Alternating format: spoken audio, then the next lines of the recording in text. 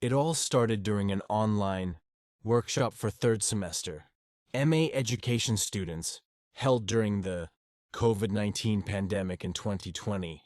Since in-person classes couldn't happen, these virtual sessions became the norm. Sirat, a confident and knowledgeable student, was usually active in these sessions. However, on this particular day, she had other commitments and asked her younger sister, Mira, to attend in her place. Mira, being equally sharp but not as experienced in academic discussions, logged in under Sirat's name.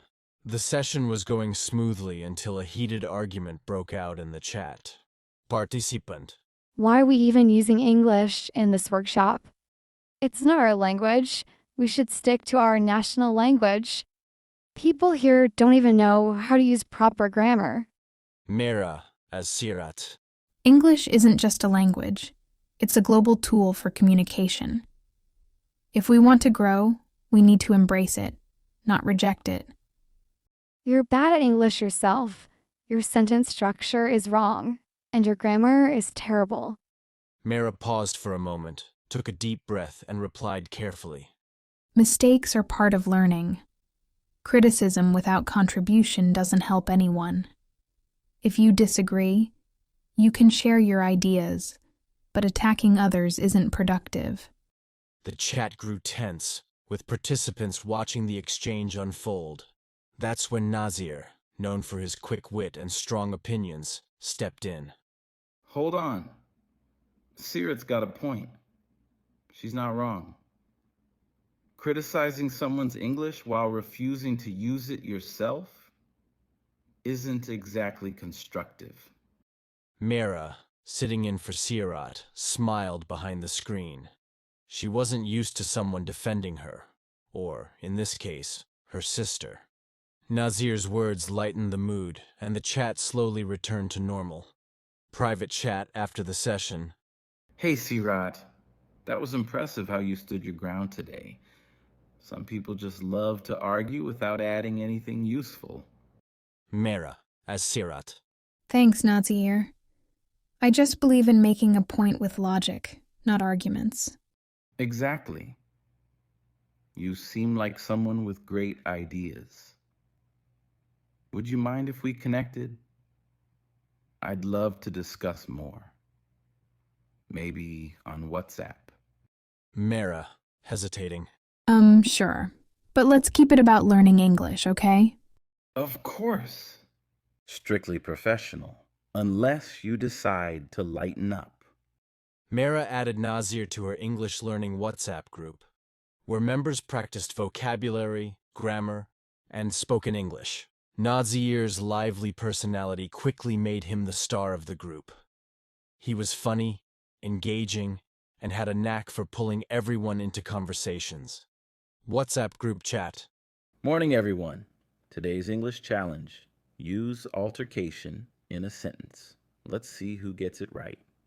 Nazir, after yesterday's session, I think you're the king of altercations. Sirat, but I only argue for a good cause. Group member. Nazir and Sirat, you two are always sparring.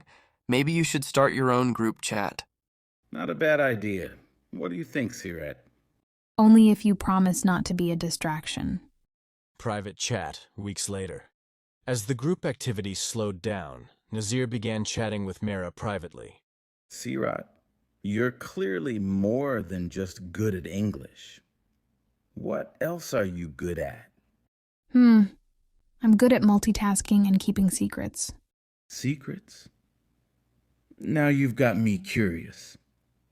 What kind of secrets? The kind you'll have to wait to find out.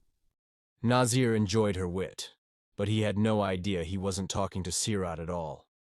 Mira started feeling guilty, but wasn't ready to reveal the truth. The first twist. Nazir grew more curious and eventually asked for a photo. Nervous about exposing herself, Mira dodged his request for days. Finally, she sent him a picture of a random girl from TikTok who vaguely resembled her. Nazir was impressed. Wow, Sirat, you're not just smart, you're stunning. How do you manage to have it all? Mira, feeling guilty. Thanks, Nazir. But remember, looks aren't everything. True, but it's hard not to notice. Mara's guilt grew as Natsir continued praising the girl in the photo. Weeks later, she decided she couldn't keep the lie going. Private chat, the confession. Nazir, I have something to tell you. That sounds serious. What's up?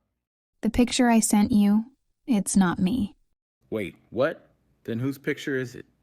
Just someone I found online. I wasn't comfortable sharing my photo. Mara! Wait, I should call you Mara, right? You're full of surprises. First, you're not Sirat. And now this. You're like a plot twist in a movie. Surprisingly, Nazir wasn't upset. Instead, he was intrigued by the real Mara. The real Mara. Eventually, Mara sent Nazir a group photo of herself and her friends, all wearing hijabs and masks. Mara, you're killing me here.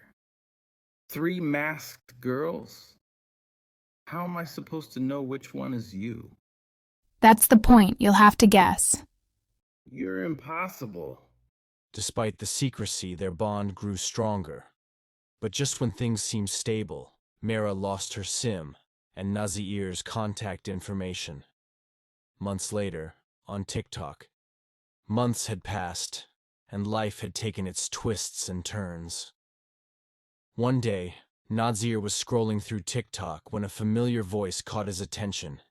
It was Asma, one of Mira's sister's videos. He froze for a moment.